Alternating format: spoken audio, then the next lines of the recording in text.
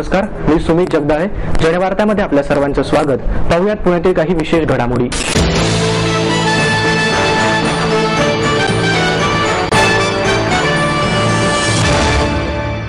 मुख्यमंत्र्यांबरोबर झालेली चर्चा निष्फळ झाल्याने शहरातील व्यापाऱ्यांचे बेमुदत संप आंदोलन सलग 14 दिवशीही चालू राहिले. स्थानिक संस्था कर रद्द होणार नसला तरी जाचक अटीत सुधारणा करण्याची तयारी मुख्यमंत्री पृथ्वीराज चव्हाण यांनी व्यापाऱ्यांच्या शिष्टमंडळासोबत झालेल्या बैठकीत दाखवली. एलबीटी मधून छोट्या व्यापाऱ्यांना वळगवण्याची चर्चाही झाली असून उच्चपदस्थ अधिकाऱ्यांचे शिष्टमंडळ अडचणी जाणून घेण्यासाठी पुण्यात आले. मात्र संयुक्त चर्चेत कोणताही ठोस तोडगा निघाला नसल्याने सलग 4थ्या दिवशी महानगरपालिकेच्या मुख्यालयावर शहरातील व्यापाऱ्यांनी साखळी उपोषणास सुरुवात केली. 1 एप्रिल पासून सुरू झालेल्या बेमुदत बंदच्या आंदोलनाला मोर्चा काढून निषेध व्यक्त केल्यानंतर व्यापारी महासंघाने महानगरपालिकेवर साखळी उपोषण करण्यास सुरुवात केली.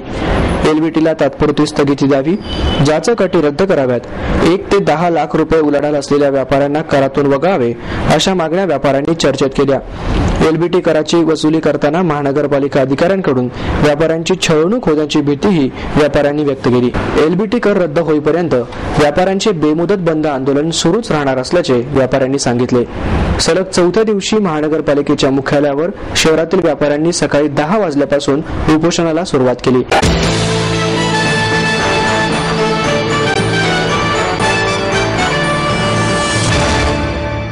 वेल्हा तालुका पंचायत समितीचे सदस्य राजेश निमंगोरे यांच्या नेतृत्वाखाली निघालेल्या आंदोलनकर्त्यांनी वरसगाव आणि पानशेत धरणाचे पाणी अखेर बंद केले.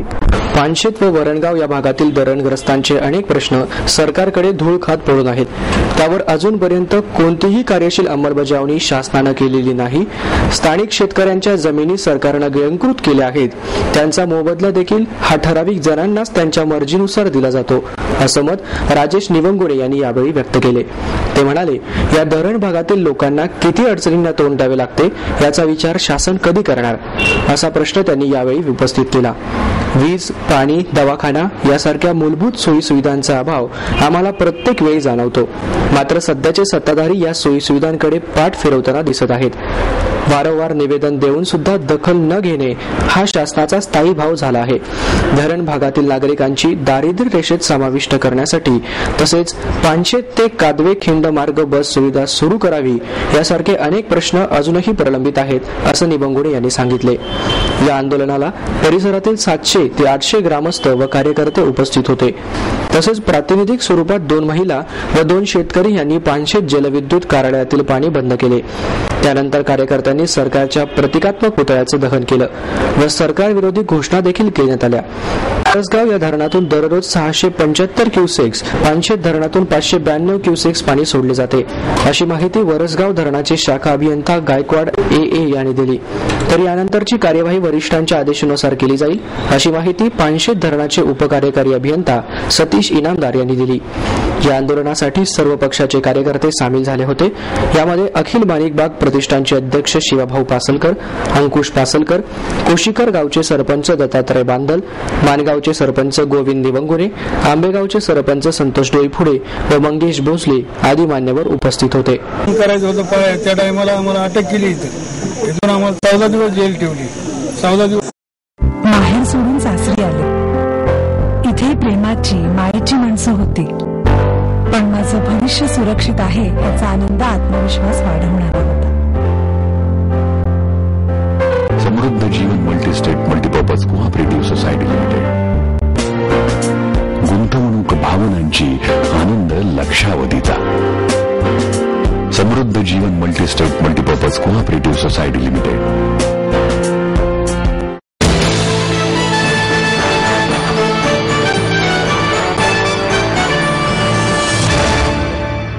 माथेफिरू बस चालक संतोष माने दोषी असल्याचा निकाल अतिरिक्त सत्र न्यायाधीश VK शेवाळे यांनी दिला. स्वारगेट ST स्थानकातून बस पळवून 9 जणांना चिरडणाऱ्या आणि 30 पेक्षा अधिक जणांना जखमी करणाऱ्या संतोष मानेला न्यायालयाने दोषी ठरवले. संतोष माने हा मानसिक रुग्ण नसून आपण काय करतो त्याचे काय परिणाम होतील याची त्याला पूर्ण कल्पना होती, असे न्यायालयाने म्हटले आहे. या प्रकरणी मानेला 8 एप्रिल रोजी शिक्षा सुनावली जाणार आहे. ST बस चालक संतोष माने याने 25 जानेवारी 2012 रोजी सकाळी स्वारगेट स्थानकातून बस पळवून 9 जणांचे बळी घेतले आणि 30हून अधिक जणांना जखमी केले. बस पळवल्यानंतर तो तब्बल 45 मिनिटे शहरात धुमाकूळ घालत होता. त्याला पोलीस आणि नागरिकांनी निलायम थिएटर येथील पुलाजवळ पकडले होते. संतोष माने विरुद्ध अतिरिक्त सत्र न्यायाधीश V.K. शेवाळे यांच्या न्यायालयात सुनावणी सुरू आहे. त्याच्या विरुद्ध सरकारी पक्षाने 39 साक्षीदार तपासले असून बचाव पक्षाने 2 साक्षीदार तपासले. या खटल्याचा निकाल आज लागण्याची शक्यता असल्याने न्यायालयात नातेवाईकांची गर्दी झाली होती. न्यायालयाने मानेला दोषी ठरवित असताना माने हा अगदी निर्विकार होता. संतोष मानेतर्फे ॲडव्होकेट धनंजय माने हे काम पाहत आहेत. त्यांनी माने हा मनोरुग्ण असून त्याच्यावर सोलापूर येथील मनसोपचार तज्ज्ञ डॉक्टर दिलीप बुर्टे यांनी उपचार केले होते असे सांगितले. डॉक्टर दिलीप बुर्टे यांनी मानेला मॅनिया नावाचा आजार झाला असल्याचे साक्षीत सांगितले. मात्र घटनेपूर्वी म्हणजेच 23 आणि 24 जानेवारी रोजी माने हा गाणगापूर येथे गेला होता. तेथून तो परत आला. त्याच्या दुसऱ्या दिवशी त्याने बस पळवून अनेकांचे जीव घेतले. त्यानंतर त्याला अटक करण्यात आली. या सर्व घटनेत त्याचे मानसिक संतुलन बिघडले असल्याची कोणतीही घटना समोर आली नाही. त्यामुळे वेड्याच्या भरात त्याने हे कृत्य केल्याचे सिद्ध होत नाही.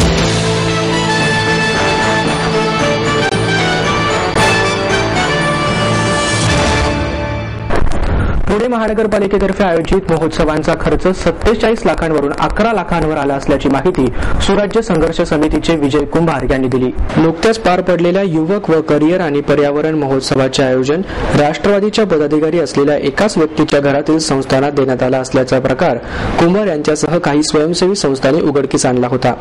विशेष म्हणजे या दोन्ही महोत्सवात तज्ज्ञांचे मार्गदर्शन, तरुणांचा चहा नाश्ता यांचा खर्च लाखोंच्या घरात दाखवण्यात आला होता. हा प्रकार उघडकीस आल्यानंतर एकच खळबळ उडाली होती. संबंधित पदाधिकाऱ्याची राष्ट्रवादीच्या वरिष्ठांनी चांगलीच झाडाझडती घेतली होती. त्यामुळे या ठेकेदारांनी दोन्ही महोत्सवांची बिले सादर करताना 47,34,000 इतक्या खर्चाऐवजी फक्त 11,87,445 रुपयांची बिले सादर केली आहेत. यामध्ये अनेक लाखोंचे खर्चाचे आकडे हजारांमध्ये आणण्यात आले आहेत. मात्र ही बिले फुगावली असल्याचा आरोप कुंभार यांनी केला आहे. या संदर्भात कुंभार यांनी आयुक्त महेश पाठक यांना निवेदन दिले आहे. त्यामध्ये महोत्सवांची निविदा राबवताना संगनमताने राबवून पालिकेची फसवणूक करण्यात आली आहे. त्यामुळे कमी रकमेची बिले सादर करण्यात आली असली तरी ती अदा करण्यात येऊ नये. संगनमताने करून निविदा प्रक्रिया राबवणाऱ्या अधिकाऱ्यांवर कारवाई करण्यात यावी. गेल्या वर्षभरात झालेल्या सर्व महोत्सवांची चौकशी करण्यात यावी व या महोत्सवांसाठी निविदा भरणाऱ्या संस्थांना काळ्या यादीत टाकण्यात यावे अशी मागणी कुंभार यांनी केली. आई वडिलांनी पळी पळी जमवून मला शिकवण्याचा निर्णय घेतलेला कळत होता. माझ्या उच्च शिक्षणासाठी त्यांनी मला कायमचा आधार मिळवून दिला होता. त्यांनी स्वतःसाठी कधीच काही केलं नाही, पण माझ्यासाठी Samruddha Jeevan multistate multipurpose cooperative society limited. गुंतवणूक भावनांची, आनंद लक्षावधीचा. Samruddha Jeevan multistate multipurpose cooperative society limited.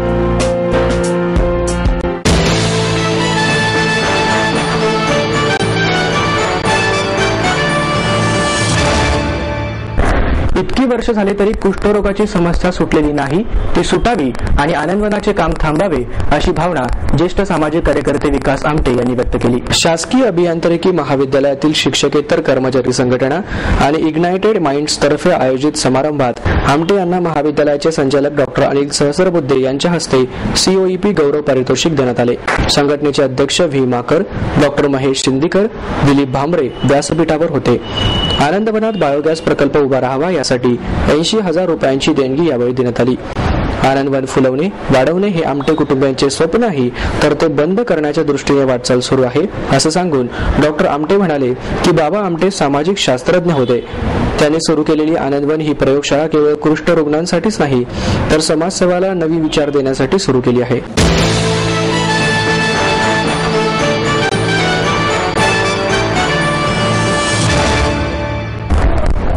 साणेगुरुजी स्मारकातील barrister नाथ रंगमंचाचे उद्घाटन अभिनेते मोहन जोशी यांच्या हस्ते पहिली घंटा वाजवून करण्यात आले.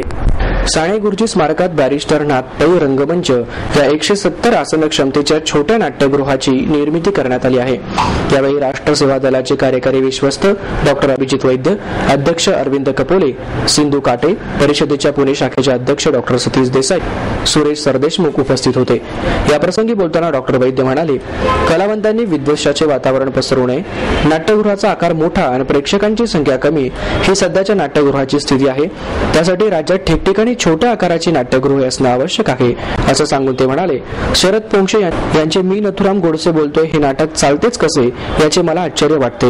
या नाटकाच्या प्रयोगावेळी आम्ही निदर्शने करण्याचा विचार करीत आहोत असंही ते म्हणाले. आपलं स्वप्न, आपलं मन, आपलं स्वतःचं घर हेच खरं धन. समृद्ध जीवन पार्क सादर करत आहे 140 फ्लॅट्सची एक प्रशस्त गृह योजना. कात्रज कोंढवा रोडवर डुबवेवाडीपासून फक्त 2 किलोमीटर अंतरावर आपल्या आर्थिक गणितात बसणारे 1 व 2 BHK फ्लॅट्स. तब्बल 3 मजली पार्किंग सह ऐस गार्डन, क्लब हाऊस आणि इतर सुविधांनी सुसज्ज. बुकिंग साठी संपर्क 9850937373 9850947373. समृद्ध जीवन, नांदी सौभाग्याची, सुरुवात प्रगतीची.